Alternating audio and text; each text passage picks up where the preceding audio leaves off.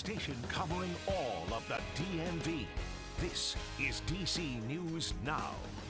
And today on DC News Now at noon, we are learning new details on why a man drove into a security barrier near the White House and what charges he's facing.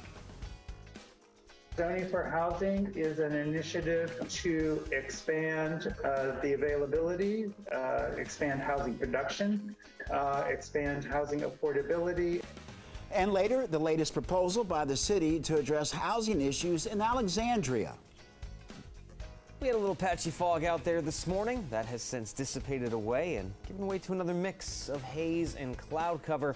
Do we continue this quiet trend? As we go through the rest of the day, we'll have your forecast in just a bit. Thank you, Damon. Good afternoon, and thank you for joining us for the news at noon. I'm Mark Hall. New information this afternoon. U.S. Park Police say a teenager from Missouri is the driver who crashed a U-Haul box truck into security barriers at Lafayette Square near the White House. It happened around 10 o'clock last night. Now the driver of the truck is facing several charges. DC News Now's Tosin Fakile is at Lafayette Square with what else we know about the driver. The driver of that U-Haul box truck, a 19-year-old. U.S. Park Police identified Saivasit Kandula as the driver of that box truck that crashed into security barriers here at Lafayette Park. Secret Service saying preliminary investigation shows the driver may have intentionally crashed that vehicle. And on this Tuesday, some police tape still on the scene from that incident on Monday night. Now, earlier Tuesday morning, we saw U.S. Park Police officer back on the scene here, taking pictures and assessing the area that the U-Haul box truck crashed into those barriers. Many law enforcement officials were on the scene for several hours on Monday. Secret Service says the driver of that box truck crashed into security barriers on the north side of Lafayette Square at 16th Street. DC News Now was on the scene shortly after it happened, and you could see law enforcement combing through the box truck inside and around it. A Nazi flag was seen on the ground at the scene. They also had a bomb technician on scene as well. I think it's unfortunate that people feel that they, act out this way, and, it's a deeply disturbed individual that would do this. U.S. Park Police says Kandula faces several charges, including assault with a dangerous weapon, reckless operation of a motor vehicle, threatening to kill, kidnap, inflict harm on a president, a vice president, or family member, destruction of federal property, and trespassing. In a tweet at midnight, Secret Service says the box truck was safe. Officials with Secret Service also say that no one was injured when this incident happened. We're at Lafayette Square. I'm Tosin Fakile for DC News Now. All right, Tosin, thank you. Developing now, a woman is facing second-degree murder charges 2 months after a deadly crash on Rock Creek Parkway in mid-March. Police arrested Nikita Walker after they say she was behind the wheel of an SUV that hit another car, killing all 3 people inside. According to court records, Walker has a history of reckless driving. Well, heads up, commuters in Fairfax County. Today's speed limits on Richmond Highway dropped from 45 miles per hour to 35 miles per hour.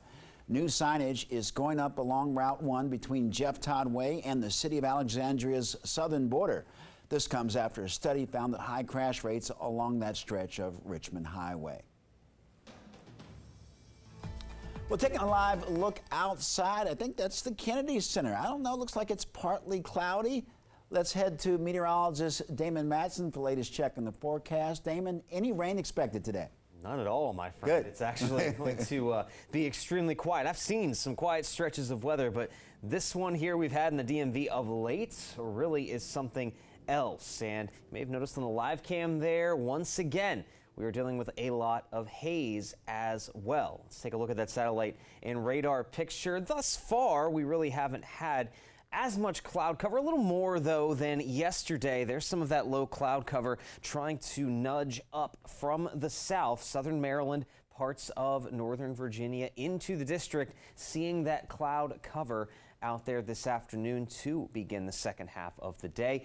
But more noticeable is that haze that continues to linger about. And folks, again, we're not the only ones dealing with all of this wildfire smoke and haze. This stretches back across the entire upper Midwest into the Great Lakes and then across here into the DMV, the Mid-Atlantic, and the Northeast. This has just been a very common thing, and we'll continue to see that mix of cloud cover and haze through the rest of the day. But aside from that, very little is going to change here for our forecast today. We'll see temperatures at least into the middle and upper 70s, not quite hitting 80 degrees today thanks to a little bit of an easterly wind, but there you go. We'll see that sunshine, but it is going to be mixed in with some of that cloud cover and haze. Now, as we go into Wednesday, we'll try to change things up a little bit here. There's going to be a cold front dropping down out of Canada, approaching the DMV tomorrow. But the question is, by the time it gets here,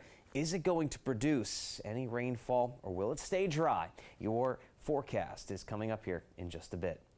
All right, Damon, thank you. Happening this week, Metro is asking for your feedback on what their next generation rail cars should look like. These 8000 series trains are being called the fleet of the future. Take a look. New features on the table include charging ports, reconfigured seating to allow for more space on board, the ability to walk between two rail cars, and even heated floors. From now until the end of the month, you can give feedback at the Gallery Place Chinatown Metro Station. And there's a pop-up exhibit every day this week, so you can actually experience these future cars for yourself. The times are on your screen. They closed early today, but Wednesday from 10 a.m. to 3 p.m., Thursday from 3 to 8 p.m., and Friday from 10 a.m. until 3 p.m. Metro says that these new rail cars could be up and running by 2026. Meanwhile, in Virginia, an investigation is ongoing into a series of car burglaries. Police say that 20 Honda models were hit with airbags.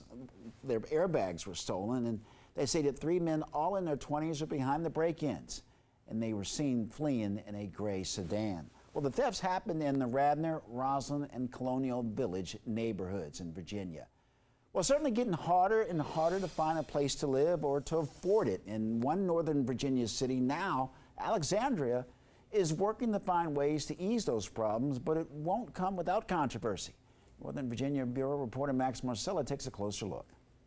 Just months after Arlington finished its work on the controversial missing middle housing plan, Alexandria is about to embark on its path towards solving the housing crisis. Zoning for housing is an initiative to expand the availability, expand housing production, expand housing affordability. At a community meeting hosted at a city rec center and streamed on Zoom, people learned and asked questions about the city's plan. One potential part of the policy is to allow multi-unit dwellings in currently single-family only zones. If we have a housing crisis, and we believe that we do, it doesn't make sense to take a third of our land off the table. Right now, almost 44% of housing options are market rate rentals. Single-family units and condos make up a quarter each. That means less than 7% are affordable rentals or condos. We have said that the goal for the single-family housing initiative is not so much to improve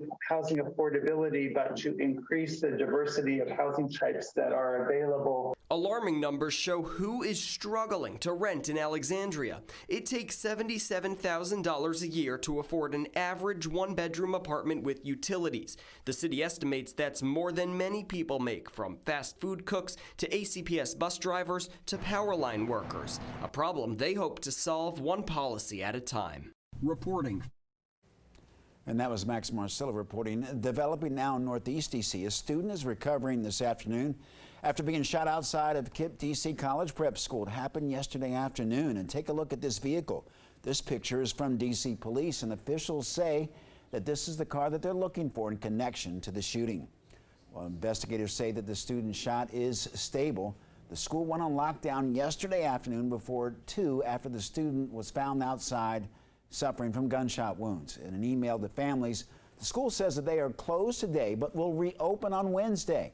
Mental health services will be on site tomorrow along with additional police. Well, officials at an amusement park in Frederick, Maryland say that they were never told about a proposed tax increase that could hurt their business. Frederick County Executive Jessica Fitzwater says the 10% amusement tax increase for next year's budget would go towards supporting the arts, innovation, and creative economy. The marketing manager at Tree Trekkers Amusement Park says that the tax could put a strain on their business, Some Frederick residents tell us that they are concerned over the potential rising cost from the tax. Me and my friends like to come out to places like this and have fun, and now that it's going to be costing even extra, that kind of sucks, and now I feel like we're going to have to be traveling even further. If this tax is passed, then we will see less and less of the young people coming out, mostly because their families will have to, pay for other things. Well, the county executive tells DC News Now the amusement tax evens the playing field for similar businesses. Council expected to vote on the new proposed tax today. President Biden and House Speaker Kevin McCarthy met face-to-face Monday after a weekend of on-again, off-again negotiations over raising the national debt ceiling just days before the government could reach a hard deadline and run out of cash to pay its bills. Washington correspondent Rashad Hudson takes a closer look.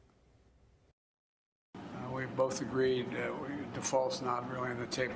President Biden and House Speaker Kevin McCarthy returned to the negotiating table Monday on raising the nation's debt ceiling. I thought it was more productive than the other meetings we had, but we still have differences. The consequence for failing to pay our bills would be that American people would have a real kick in their economic well-being. North Carolina Congressman Patrick McHenry is leading the negotiations on the Republican side. I am concerned about making sure we can have a deal that can pass the House, the Senate, and be signed by the President. It's a complicated piece of math. Republicans are demanding deep spending cuts in exchange for raising the debt ceiling, something House Democratic leadership rejects. Republicans are asking for extreme right-wing policy changes. Treasury Secretary Janet Yellen says June 1st is a hard deadline or the U.S. risks defaulting on its debts. This is not how government should work. This is not how the Republicans want it to work.